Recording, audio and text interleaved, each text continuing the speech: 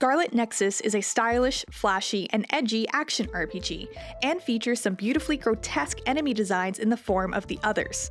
Though I didn't get to play it myself, I did get to see a 16-minute gameplay demo and presentation from the producer, director, and art director, and I came away thoroughly interested and a little hopeful.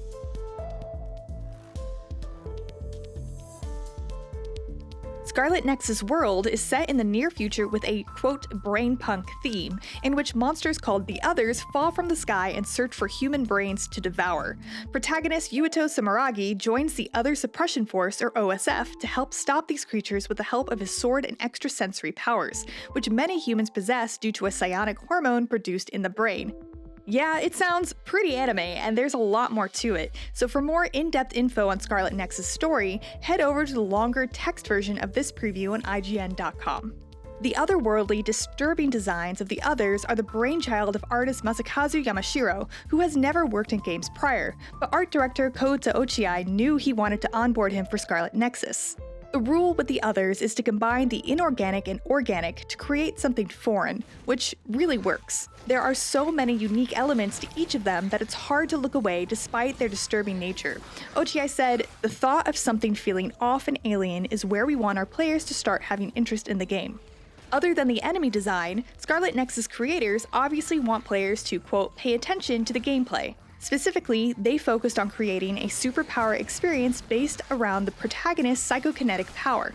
Because I didn't get to play Scarlet Nexus with my own two hands, I can't tell you how it felt to pull off the stylish combos that melded sword and psychokinesis.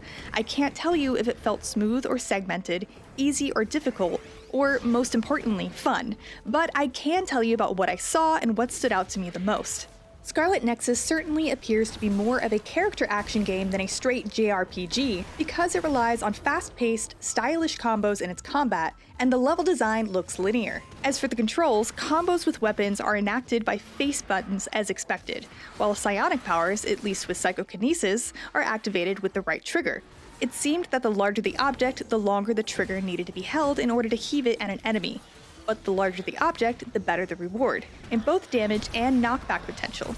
Occasionally, this would leave the enemy entirely prone or open another option to point both control sticks inward to trigger a powerful psychokinetic-caused environmental effect.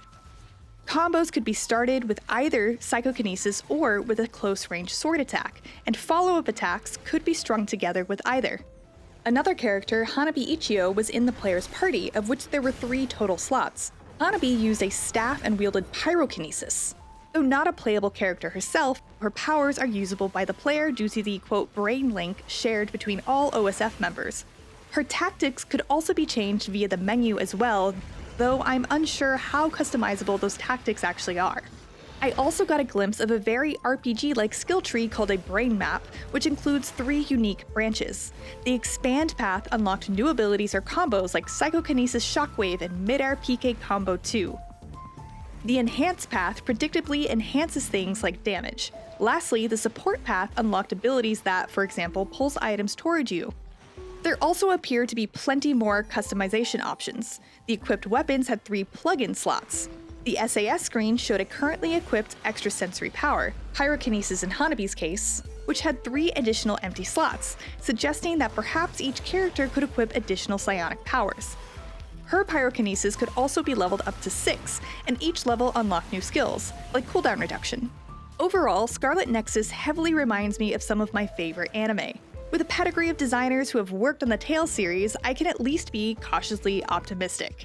At the very least, wielding objects with psychokinetic powers against the morbid, intriguing Others in Scarlet Nexus looks fun to me.